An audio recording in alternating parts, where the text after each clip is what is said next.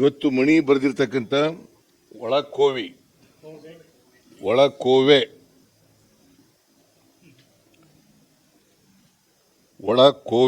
Doctor MS ಮಣಿ ಅವರು ಬರೆದಿರ್ತಕ್ಕಂಥ ಒಳಕೋವೆ ಪುಸ್ತಕವನ್ನು ಅತ್ಯಂತ ಸಂತೋಷದಿಂದ ಬಿಡುಗಡೆ ಮಾಡಿದ್ದೇನೆ. ನಾನು ನಿಜವಾಗಿ ಪುಸ್ತಕ ನೋಡೇ ಇಲ್ಲ, ಈಗಲೇ ನೋಡಿದ್ದು. ನಾನು ನೋಡೇ ಇಲ್ಲ. ನನಗೇನಂತ ಹೇಳಿದ್ರು ಅಂತಂದ್ರೆ, ಸುಮ್ಮನೆ ಬಿಡುಗಡೆ ಮಾಡಿಬಿಡಿ ಅಂತ ಹೇಳಿದ್ರು. ಬಿಡುಗಡೆ ಮಾಡೋದಕ್ಕಾದ್ರೆ ಮಾಡೋಣಪ್ಪ ಅಂತ ಹೇಳಿದೆ. ನನಗೆ ಇನ್ಫ್ಯಾಕ್ಟ್ ಗುಂಡೂರಾಯರು, ನಾನು ಹಿಂದೆ ಒಂದು ಫಂಕ್ಷನ್ ಒಪ್ಕೊಂಡಿದ್ದೀನಿ, ಗುಂಡೂರಾಯರು ಪ್ರತಿಮೆ ಉದ್ಘಾಟನೆ, ಆ ಫಂಕ್ಷನ್ಗೆ ಹೋಗ್ಬೇಕು ನೀವು.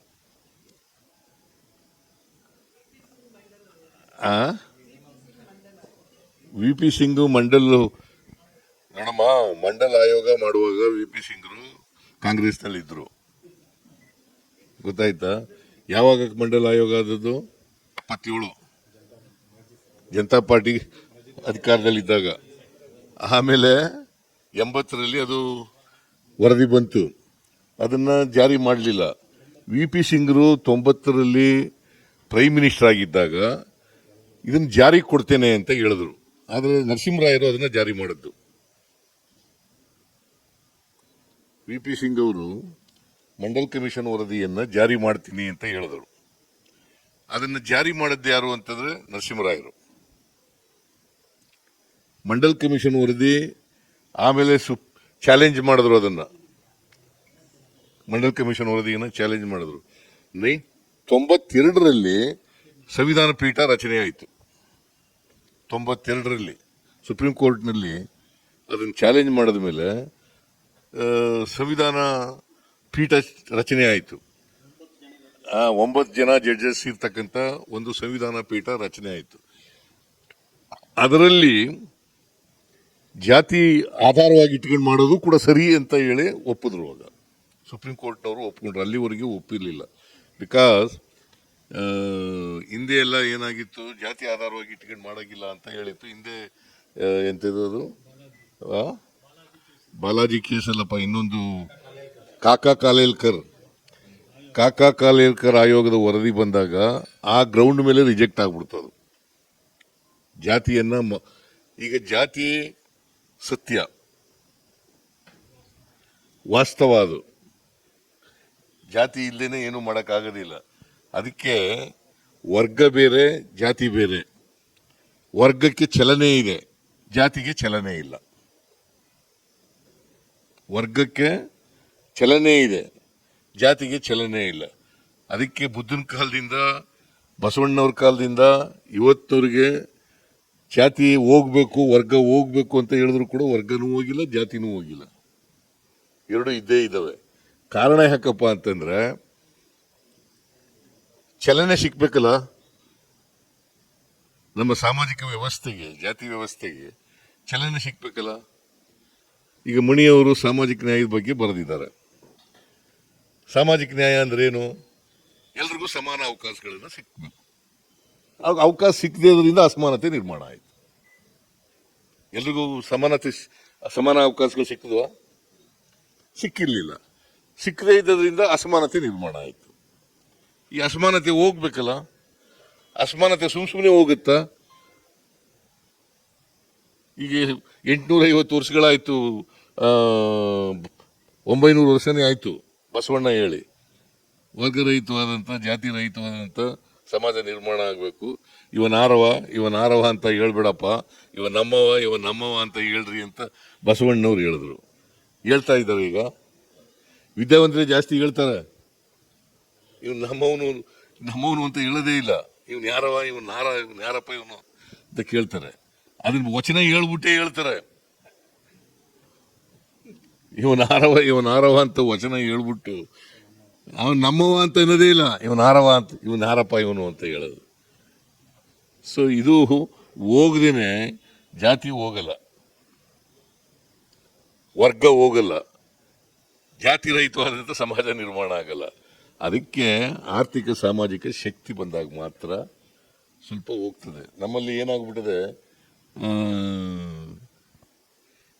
ಈ ಗುಲಾಮ್ಗಿರಿ ಮನಸ್ಥಿತಿ ಬೆಳೆದ್ಬಿಟ್ಟದೆ.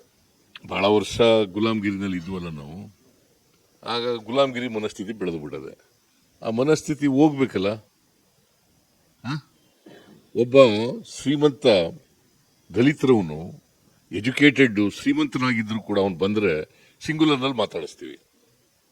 ಅದೇ ಒಬ್ಬ ಬಡವ ಮೇಲ್ಜಾತಿಯವನು ಬಂದ್ರೆ ಬಹುವಚನದಲ್ಲಿ ಮಾತಾಡ್ತೀವಿ. ಸುದ್ ಬುದ್ಧಿ ಸ್ವಾಮಿ ಅಂತೀವಿ, ಇವನ್ನ ಏನ್ಲಾ ಅಂತೀವಿ. ಇದು ಗುಲಾಮ್ಗಿರಿ ಮನಸ್ಥಿತಿ. ಇದು ಹೋಗ್ಬೇಕಲ್ಲ. ಇದು ಹೋಗ್ಬೇಕಾದ್ರೆ ಸುಮ್ನೆ ಹೋಗುತ್ತಾ? ಸ್ವಾಭಿಮಾನ ಬೆಳೆಸ್ಕೋಬೇಕಲ್ಲಪ್ಪ. ಈ ಸ್ವಾಭಿಮಾನ ಬೆಳೆಸ್ಕೊಳ್ಳದೇನೆ ಗುಲಾಮ್ಗಿರಿ ಮನಸ್ಥಿತಿ ಹೋಗಲ್ಲ. ಪ್ರತಿಯೊಬ್ಬರಿಗೂ ಸ್ವಾಭಿಮಾನ ಬರಬೇಕು. ನಾವು ಏನಂತ ಅನ್ಕೊಂಡಿದ್ದು ವಿದ್ಯೆಯಿಂದ ಬಂದ್ಬಿಡ್ತದೆ ಅಂತ. ಗ್ರಾಜುಯಲ್ ಆಗಿ ಬರ್ಬೋದು, ವಿದ್ಯೆ ಕಲಿತ ತಕ್ಷಣ ಬಂದ್ಬಿಡ್ತದೆ ಅಂತ. ವಿದ್ಯೆ ಕಲಿತ ತಕ್ಷಣ ಕರ್ಮ ಸಿದ್ಧಾಂತ ಎಲ್ಲ ಹೋಗ್ಬಿಡ್ತದೆ ಅಂತ. ವಿದ್ಯೆ ಕಲಿತ ತಕ್ಷಣ ಹಣೆ ಬರಹ ಎಲ್ಲ ಹೋಗ್ಬಿಡ್ತದೆ ಅಂತ. ಈ ವಿದ್ಯಾವಂತರು ಕೂಡ ನೀನ್ ಯಾಕೆ ಹಿಂಗಾಗಿದೆಯಾ ಅಂತ ನಾನು ಹಣೆ ಬರ ಸ್ವಾಮಿ, ನೀನ್ ಯಾಕೆ ಮಂತ್ರಿ ಆಗ್ಲಿಲ್ಲ ನಾನು ಹಣೆ ಬರ ಸ್ವಾಮಿ, ನೀನ್ ಯಾಕೆ ಪ್ರೊಫೆಸರ್ ಆಗ್ಲಿಲ್ಲ ನಾನು ಹಣೆ ಬರ ಸ್ವಾಮಿ. ವಿದ್ಯಾವಂತರು ಹೇಳೋದು ಇವೆಲ್ಲ ಬಿಡಬೇಕಾಗತ್ತೆ. ಇವೆಲ್ಲ ಬಿಡದೆ ಹೋದರೆ ಸಮಾಜದಲ್ಲಿ ಬದಲಾವಣೆ ಆಗಲ್ಲ. ನಾವೇನೇ ಬರೆದ್ರು ಕೂಡ, ಈಗ ಮಂಡಲ್ ಕಮಿಷನ್ ವರದಿನಲ್ಲಿ ಹೇಳಿದ್ರು ಹಿಂದುಳಿದವರಿಗೆ ಮೀಸಲಾತಿ ಕೊಡಲೇಬೇಕು ಅಂತ ಹೇಳಿದ್ರು. ಹಿಂದುಳಿದ ವರ್ಗದವರಿಗೆ ಮೀಸಲಾತಿ ಕೊಡಬೇಕು ಅಂತ ಹೇಳಿದ್ರು. ಸೊ ಆದರೂ ಕೆಲವರು ಮೀಸಲಾತಿ ಸಿಗಬಾರದು ಅಂತಕ್ಕಂಥವ್ರು ಜನ ಇದ್ದಾರೆ. ಆಮೇಲೆ ನಾವು ಏನ್ ಮಾಡ್ತೀವಿ ಅಂತಂದ್ರೆ, ಯಾರು ಸಾಮಾಜಿಕ ನ್ಯಾಯಕ್ಕೆ ಬಹಿರಂಗವಾಗಿ ವಿರೋಧ ಮಾಡ್ತಾರೆ ಅವ್ರ ಜೊತೆಗೆ ಸೇರ್ಕೋತೀವಿ. ಇದು ದುರಂತ. ಸಾಮಾಜಿಕ ನ್ಯಾಯ ಹೇಳೋದು, ಆಮೇಲೆ ಅಲ್ಲಿ ಹೋಗಿ ಸೇರ್ಕೊಳ್ಳೋದು. This is the most unfortunate thing. ಇದು ಇಂಥ ಇವೆಲ್ಲ ಆಗ್ಬಾರ್ದಲ್ವಾ. ಸೊ ಇದಕ್ಕೆ ನಾನು ನೀವೆಲ್ಲ ಹಿಂದುಳಿದ ಜಾತಿಗಳಿಗೆ ಸೇರಿದಂಥವರು ಬರಹಗಾರರಿದ್ದೀರಿ, ಪತ್ರಕರ್ತರಿದ್ದೀರಿ. ಅವೆಲ್ಲ ನಾನು ಅದಕ್ಕೆ ಇದನ್ನು ಬೆಳೆಸ್ಕೊಳ್ತಕ್ಕಂಥ ಕೆಲಸವನ್ನು ಮಾಡಬೇಕು. ಮತ್ತೆ ಕಮಿಟ್ಮೆಂಟ್ ಬರ್ತಕ್ಕಂಥದ್ದನ್ನು ಆಗ್ಬೇಕು. ಸಾಮಾಜಿಕ ನ್ಯಾಯಕ್ಕೆ ಕಮಿಟ್ಮೆಂಟ್ ತೋರ್ಕೆಗಿರಬಾರದು.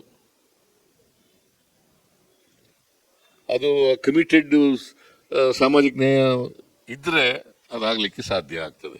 ಇವತ್ತಿನ ರಾಜಕೀಯದಲ್ಲಿ ಭಾರಿ ಕಷ್ಟ. 100% ಪಾಲನೆ ಮಾಡೋದು ಭಾರಿ ಕಷ್ಟ ಕೆಲಸ. ಬಿಕಾಸ್ ವ್ಯವಸ್ಥೆ ಇದೆಯಲ್ಲ, ಆ ವ್ಯವಸ್ಥೆ ಈ ಸುಧಾರಣೆಗೆ ವಿರುದ್ಧ ಇದೆ. ನಾವು ಅರ್ಥ ಮಾಡ್ಕೋಬೇಕಾಗುತ್ತೆ. ನಾವು ವ್ಯವಸ್ಥೆ ಜೊತೆ ರಾಜಿ ಮಾಡ್ಕೋಬೇಕಾ ಬೇಡವಾ? ರಾಜಿ ಆಗದಿದ್ರೆ ಬದುಕ್ತೀವ ಇಲ್ವಾ? ರಾಜಿ ಮಾಡ್ಕೊಂಡ್ರೆ ಏನಾಗುತ್ತೆ, ರಾಜಿ ಮಾಡ್ಕೊಳ್ಳಿದ್ರೆ ಏನಾಗುತ್ತೆ, ಇದನ್ನೆಲ್ಲ ಅರ್ಥ ಮಾಡ್ಕೋಬೇಕಲ್ವಾ? ಸೊ ಏನೇ ಆಗಲಿ, ನಾನು ಭಾಷಣ ಮಾಡಕ್ಕೆ ಹೋಗೋದಿಲ್ಲ. ಇವತ್ತು VP ಸಿಂಗ್ ಅವರ ಹೆಸರಿನಲ್ಲಿ ಪ್ರಶಸ್ತಿಗಳನ್ನು ಕೊಟ್ಟಿದ್ದಾರೆ. 5 ಜನ ಪ್ರಶಸ್ತಿಗಳು ಸಿಕ್ಕಿದಿಲ್ಲ. ನೀವು ಇನ್ನು ಮುಂದೆ ಎಲ್ಲ ಸಾಮಾಜಿಕ ನ್ಯಾಯದ ಪರನೇ ಬರೀರಿ, ಸಾಮಾಜಿಕ ನ್ಯಾಯದ ಮೇಲೆ ಪ್ರಚಾರ ಮಾಡಿ. ನಿಮ್ಮೆಲ್ರಿಗೂ ಕೂಡ ಅಭಿನಂದನೆಗಳನ್ನು ಈ ಸಂದರ್ಭದಲ್ಲಿ ಹೇಳಲಿಕ್ಕೆ ಬಯಸ್ತಾ ಇದ್ದೇನೆ. ಆಮೇಲೆ BK ರವಿ ಅವ್ರಿಗೇನು ಪ್ರಶಸ್ತಿ ಕೊಟ್ಟಿರೋದು? 50 ವರ್ಷ ಆಯ್ತಾ?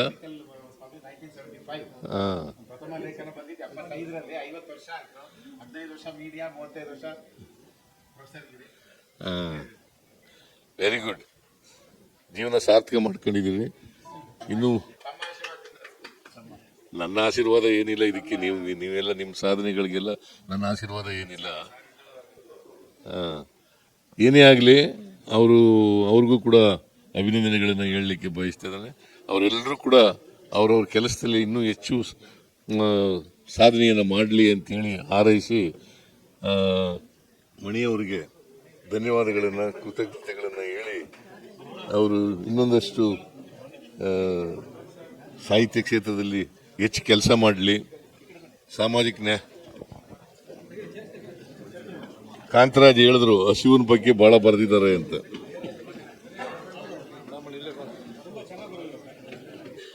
ಹಸಿವಿನ ಬಗ್ಗೆ ಬಹಳ ಬರೆದಿದ್ದಾರೆ ಅಂತ ಹೇಳಿದ್ರು.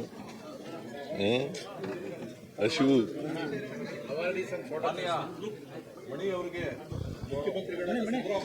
ಸೊ ನಾನು ಅವರಿಗೆ ಧನ್ಯವಾದಗಳ ಜೊತೆಗೆ ಅಭಿನಂದನೆಗಳನ್ನು ಕೂಡ ಹೇಳಲಿಕ್ಕೆ ಬಯಸ್ತೇನೆ. ಕರ್ನಾಟಕ ರಾಜ್ಯದ ಹಿಂದುಳಿದ ಸಮುದಾಯಗಳ ಧೈಶಕ್ತಿಯಾಗಿರುವಂತಹ ಮಾನ್ಯ ಮುಖ್ಯಮಂತ್ರಿಗಳು ಇವತ್ತು ಒಳಕೋವೆ ಪುಸ್ತಕವನ್ನು ಬಿಡುಗಡೆ ಮಾಡಿ ವಿಪಿ ಸಿಂಗ್ ಪ್ರಶಸ್ತಿಯನ್ನು ಪಡೆದಂತ ಎಲ್ಲ ಸಾಧಕರಿಗೆ ಅಭಿಮಾನದ ಅಭಿನಂದನೆಯನ್ನ ಸಲ್ಲಿಸಿದ್ದಾರೆ. ಮಾನ್ಯ ಮುಖ್ಯಮಂತ್ರಿಗಳಿಗೆ ಕರ್ನಾಟಕ ರಾಜ್ಯ ಹಿಂದುಳಿದ ವರ್ಗಗಳ ಮಾನ್ಯತೆ ಪಡೆದ ಸಂಪಾದಕರು ಮತ್ತು ಮತ್ತಷ್ಟು ಸುದ್ದಿಗಳಿಗಾಗಿ ನೋಡ್ತಾ ಇರಿ ಪಬ್ಲಿಕ್ ನ್ಯೂಸ್ 24x7. ಇದು ಸತ್ಯದ ಧ್ವನಿ.